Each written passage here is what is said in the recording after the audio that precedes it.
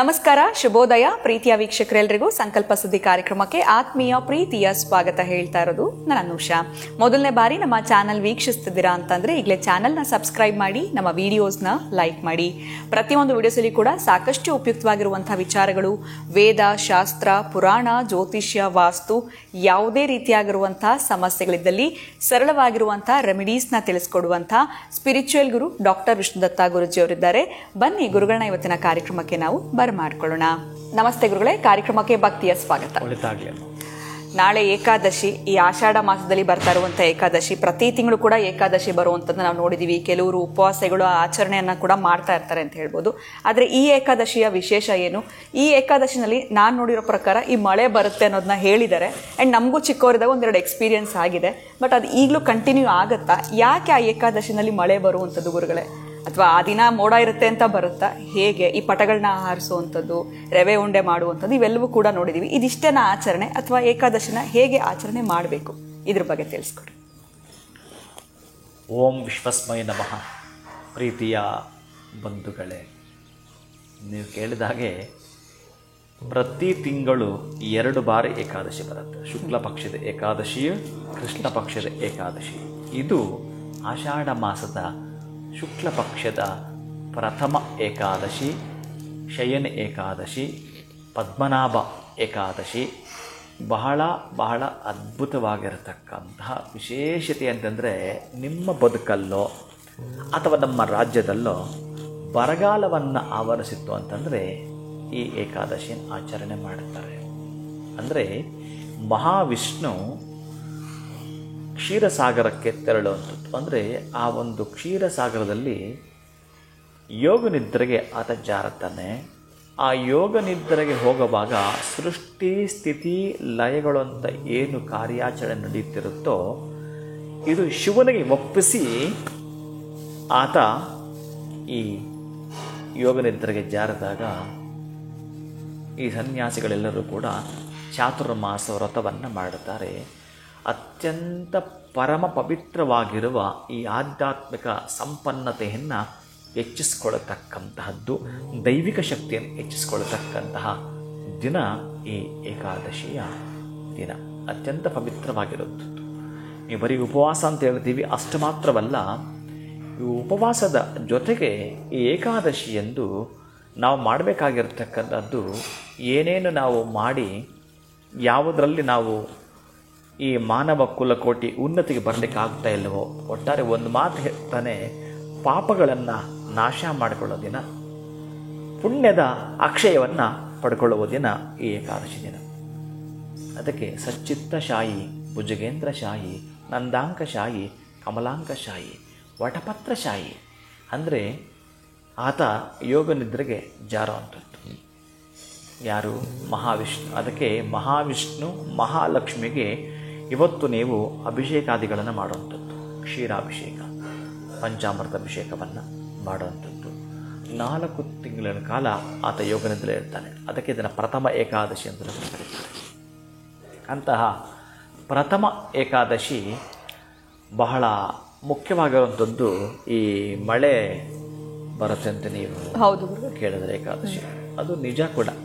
ಒಂದಷ್ಟು ಮೋಡ ಕವಿದ ವಾತಾವರಣ, ಮಳೆ ಬರುವ ಮುನ್ಸೂಚನೆ, ಇವೆಲ್ಲ ಕಾಣಿಸ್ಕೊಳ್ಳುವಂಥದ್ದು, ಒಂದಷ್ಟು ಹನಿ ಬೀಳುವಂಥದ್ದು. ಇದೇನು ಅಂತಂದರೆ, ಈ ಸೂರ್ಯವಂಶದಲ್ಲಿ ಒಬ್ಬ ರಾಜ ಇದ್ದ, ಮಾಂಧಾತ ರಾಜ ಅಂತ. ಆ ಮಾಂಧಾತ ರಾಜ ಅವನು ರಾಜ್ಯಭಾರ ಮಾಡುವಾಗ ಬಹಳ ಬರಗಾಲ ಪೀಡಿತವಾಗಿರುತ್ತೆ ಅವನ ರಾಜ್ಯ. ಏನು ಮಾಡೋದಂತೇಳಿ ತತ್ತರಿಸಿ ಹೋಗಿರುತ್ತೆ ಜನರ ಬದುಕೆಲ್ಲ. ಅವನು ಒಂದು ಸಲ ಇದರ ಬಗ್ಗೆ ತಿಳ್ಕೊಳ್ಬೇಕು, ಏನಾದರೂ ಒಂದು ಮಾಡಬೇಕು ಅಂತೇಳಿ ಪ್ರಯಾಣವನ್ನು ಮಾಡುತ್ತಾ ಈ ಬೆಟ್ಟ ಗುಡ್ಡ ಕಾಡು ಹರಿದು ಹೋಗ್ತಿರ್ತಾನೆ. ಒಂದು ಕಾಡಿನ ಮಧ್ಯೆ ಹಾದು ಹೋಗ್ತಿರುತ್ತಾನೆ. ಅಲ್ಲಿ ಒಬ್ಬ ಋಷಿಗಳು ಆತನಿಗೆ ಕಾಣಿಸ್ಕೊಳ್ತಾರೆ. ಅವರ ಹೆಸರೇ ಆಂಗಿರಸ ಋಷಿಗಳು. ಆ ಆಂಗಿರಸ ಋಷಿಗಳ ಬಳಿ ಕೇಳ್ತಾನೆ, ಸ್ವಾಮಿ, ನನ್ನ ರಾಜ್ಯಕ್ಕೆ ಬಹಳ ಬರಪೀಡಿತವಾಗಿಬಿಟ್ಟಿದೆ, ಬರಗಾಲ ಬಂದಿದೆ, ಜನರ ಆಹಾಕಾರ ಎದ್ದು ಹೋಗಿದ್ದಾರೆ, ಕುಡಿಯಲು ನೀರಿಲ್ಲ, ತಿನ್ನಲು ದವಸ ಧಾನ್ಯಗಳಿಲ್ಲ, ಇಷ್ಟೊಂದು ಬರಪೀಡಿತವಾದರೆ ನಾನು ರಾಜ್ಯಭಾರ ಮಾಡೋದಾದರೂ ಹೇಗೆ ಅಂತ ಆ ಮಾಂಧಾತ ರಾಜ ಈ ಆಂಗಿರಸ ಋಷಿಗಳನ್ನ ಕೇಳಿದಾಗ ಋಷಿಗಳು ಹೇಳುತ್ತಾರೆ, ಅಪ್ಪ, ಅವರ ದಿವ್ಯ ದೃಷ್ಟಿಗೆ ಗೋಚರ ಏನಾಗಿತ್ತು ಅದನ್ನು ಪ್ರಚುರಪಡಿಸ್ತಾರೆ. ಆಗ ಆ ರಾಜ ಮಾಡಿದ್ದೇ ಇದೇ ಏಕಾದಶಿ ಅಂತ. ನೋಡು, ಶಯನ ಏಕಾದಶಿ ಅಂತ ಇದೆ. ಆ ಏಕಾದಶಿಯ ವ್ರತವನ್ನು ನೀನು ಮಾಡು. ಆ ವ್ರತ ಮಾಡಬೇಕಾದ್ರೆ ಏನು ಹೇಗೆ ಮಾಡಬೇಕೆಲ್ಲ ಕೂಡ ತಿಳಿಸಿಕೊಡ್ತಾರೆ. ಲಕ್ಷ್ಮೀ ನಾರಾಯಣನ ಕುರಿತು ಪೂಜೆ ಮಾಡತಕ್ಕಂತಹದ್ದು, ಆ ಲಕ್ಷ್ಮೀ ನಾರಾಯಣರಿಗೆ ಮಾಡೋಂಥ ಆರಾಧನೆ ವಿಧಿವಿಧಾನಗಳು ಇವೆಲ್ಲದರ ಬಗ್ಗೆ ತಿಳಿಸಿಕೊಡ್ತಾರೆ. ಆ ಕ್ಷೀರಶಯನನಾಗಿರತಕ್ಕಂತಹ ಪದ್ಮನಾಭನಿಗೆ ಯಾವ ರೀತಿಯಾಗಿ ಆರಾಧನೆ ಮಾಡಬೇಕು ಅನ್ನೋದನ್ನು ಸಂಪೂರ್ಣವಾಗಿ ತಿಳಿಸಿಕೊಡುತ್ತಾರೆ.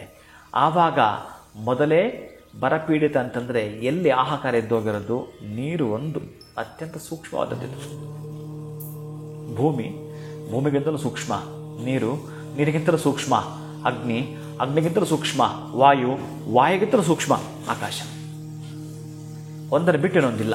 ನೀರಿಲ್ಲ ಅಂದರೆ ಇನ್ನು ಅಷ್ಟೇ ಆಗೋದು. ಅದಕ್ಕಾಗಿ ಆತ ಮಾಡಿದ್ದು ಈ ಶಯನ ಏಕಾದಶಿಯನ್ನು ಅಷ್ಟು ಕಟ್ಟುನಿಟ್ಟಿನ ನಿರ್ಜಲ ಏಕಾದಶಿ ಅಂತಲೂ ಕೂಡ ಕರೀತಾರೆ. ಒಂದು ತೊಟ್ಟು ನೀರನ್ನು ಕೂಡ ಸೇವನೆ ಮಾಡದೆ ಅವನ ಸೇವೆಯನ್ನೇ ಮಾಡುತ್ತಾ ನಿರತನಾಗ್ತಾನೆ ಮಾಂಧಾತ ರಾಜ. ಆವಾಗ ಮಳೆ ಬರುತ್ತೆ. ಇದೇ ಏಕಾದಶಿ ಎಂದು ಅಂದರೆ ಸುಭಿಕ್ಷದ ಫಲ. ನಾವೆಲ್ಲಾದರೂ ಹೋಗಬೇಕಾದ್ರೆ ಈ ಸ್ವಲ್ಪ ಮಳೆ ಹನಿ ಬಿದ್ದರೆ ಇದು ಶುಭ ಸೂಚನೆ ಅಂತೆಲ್ಲ ಕರಿತೀವಿ.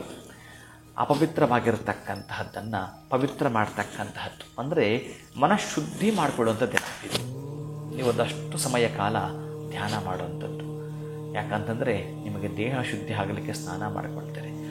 ಮನಸ್ಸು ಶುದ್ಧಿ ಆಗಬೇಕಾದ್ರೆ ನೀವು ಒಂದಷ್ಟು ಟೈಮ್, ಒಂದು 10 ನಿಮಿಷಗಳ ಕಾಲ ಆದರೂ ಆ ಪದ್ಮನಾಭನನ್ನು ಕುರಿತು ಧ್ಯಾನ ಮಾಡುವಂಥದ್ದು, ಅವನನ್ನು ಕುರಿತು ನೀವು ಆರಾಧನೆ ಮಾಡುವಂಥದ್ದು, ಆತನನ್ನು ಕುರಿತು ಉಪಚಾರ ಸೇವೆಯನ್ನು ಮಾಡುವಂಥದ್ದು.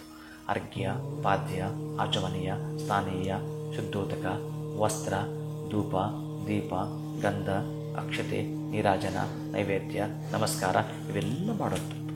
ಇಲ್ಲಿ ಪ್ರಧಾನವಾಗಿ ಶ್ರೇಷ್ಠವಾದದ್ದನ್ನು 2 ಹೇಳುತ್ತಾನೆ. ಅನ್ನದಾನ, ವಸ್ತ್ರದಾನ ಅಂತ ಹೇಳ್ತಾನೆ. ಈಗ ಎಲ್ಲರೂ ಕೂಡ ಈ ವ್ರತವನ್ನು ಆಚರಣೆ ಮಾಡಬೇಕು. ಆದರೆ ಈ ವ್ರತದಷ್ಟೇ ನಿಯಮ ನಮಗೆ ಈ ಏನೇನು ಕಾರ್ಯ ಕೆಲಸಗಳನ್ನು ಮಾಡ್ತಿರ್ತಾರೋ, ಈಗ ನೋಡಿ ಅನ್ನದಾನ ಅಂತ ಪದ ಬಂತಿಲ್ಲ, ಉಪವಾಸ ಅಂತ ಹೇಳ್ತಾನೆ, ಜೊತೆಗೆ ಅನ್ನದಾನ ಅಂತಲೂ ಬಂದಿದೆ. ಬಟ್ ಆ ದಿನ ನಾವು ಅನ್ನ ತಗೊಳ್ಳೋದೇ ಇಲ್ವಲ್ಲ ಗುರುಗಳೇ. ಏಕಾದಶಿ ಮಾಡುವಾಗ ಕೆಲವರು ಅನ್ನದ ಪದಾರ್ಥಗಳನ್ನ ತಗೊಳ್ಳೋದೇ ಇಲ್ಲ, ಬಟ್ ಇಲ್ಲ ಅನ್ನದಾನ ಮಾಡಿ ಅಂತಿದ್ದೀರಾ, ಹೇಗೆ ಗುರುಗಳೇ? ಇದು ಪ್ರಶ್ನೆ. ಈಗ ನಾನು ಅದೇ ಹೇಳಿದೆ, ಕಾರ್ಯದಕ್ಷತೆಯಲ್ಲಿ ಪಾಲ್ಗೊಂಡಿರ್ತಾರಲ್ಲ ಎಲ್ಲರೂ ಅದನ್ನು ಮಾಡೋಕ್ಕೆ ಬರಲ್ಲ, ಈ ವ್ರತವನ್ನು ಮಾಡೋಕ್ಕೆ ಬರಲ್ಲ. ಯಾರ್ಯಾರು ಈ ಅವರವರ ಕೆಲಸಗಳನ್ನು ಸಾಂಗೋಪಾಂಗ ಮಾಡ್ಕೊಂಡು ಹೋಗ್ತಿರ್ತಾರೋ ಅವರು ಆಹಾರವನ್ನು ಸೇವನೆ ಮಾಡದೆ ಕೆಲಸ ಮಾಡೋಕ್ಕಾಗಲ್ಲ. ಅದಕ್ಕೆ ಅವರ ಕಾರ್ಯವನ್ನು, ಅವರ ಕೆಲಸವನ್ನು, ಅದೇ ಅವರ ಕಾಯಕವೇ ದೇವರು ಅಂತ ಬಸವಣ್ಣ ಹೇಳಿರುವಂಥದ್ದನ್ನು ನಾವು ತೆಗೆದುಕೊಂಡಾಗ, ಅವರು ಆಹಾರವನ್ನು ತೆಗೆದುಕೊಂಡು ಕೆಲಸ ಮಾಡಿದರೆ ಏಕಾದಶಿ ಆಚರಣೆ ಮಾಡಿದಷ್ಟೇ ಫಲ ಒಂದನೇ. ಎರಡನೇದು, ಈ ವಸ್ತ್ರದಾನ ಅನ್ನದಾನ ಅಂತ ಹೇಳಿದಾನೆ ಅಂತಂದರೆ ಆವತ್ತೇ ಅವನು ಊಟ ಮಾಡ್ತಾನಂತಲ್ಲ, ಆ ಅನ್ನದಾನಕ್ಕೆ ಬೇಕಾಗಿರತಕ್ಕಂತಹ ಪರಿಕರಗಳನ್ನು ದಾನ ಮಾಡುವಂಥ. ನೀವೇನು ಈಗ ಅಕ್ಕಿ, ಬೇಳೆ, ಪದಾರ್ಥಗಳಿದಾವಲ್ಲ, ಈ ರವೆ ಉಂಡೆ ಅಂತ ಹೇಳಿದ್ರಲ್ಲ, ಇದನ್ನು ದಾನ ಮಾಡಿ. ನೀವು ಊಟ ಮಾಡ್ತಿಲ್ಲ, ಊಟ ಮಾಡೋಂಥವ್ರಿಗೆ ನೀವು ದಾನ ಮಾಡಿ. ಎಲ್ಲೋ ಬಳಿಲಿ ಬಂದಿರ್ತಾರಲ್ಲ, ತುಂಬ ಆತನಿಗೆ ನಿಶಕ್ತನಾಗಿದೆ, ಅವನಿಗೆ ನಿತ್ರಾಣವಾಗಿದ್ದಾನೆ, ಅವನಿಗೆ ನೀವು ಆಹಾರವೇ ಕೊಡಬೇಕು. ನಿಮ್ಮ ಬೋಧನೆಯೋ ನಿಮ್ಮ ಏಕಾದಶಿ ವ್ರತವೋ ಸಮಂಜಸವಲ್ಲ ಆತನಿಗೆ. ಅದಕ್ಕಾಗಿ ಆತನಿಗೆ ನೀವು ಕೊಡತಕ್ಕಂತಹದ್ದೇ ಬಹಳ ಮುಖ್ಯವಾಗಿರುತ್ತೆ. ಅದಕ್ಕಾಗಿ ಇಲ್ಲಿ ಪ್ರಧಾನವಾಗಿ ಅನ್ನದಾನ, ವಸ್ತ್ರದಾನ ಶ್ರೇಷ್ಠತಮವಾಗಿರುವಂಥದ್ದು, ಅತ್ಯಂತ ಅದ್ಭುತವಾಗಿರುವಂಥದ್ದು.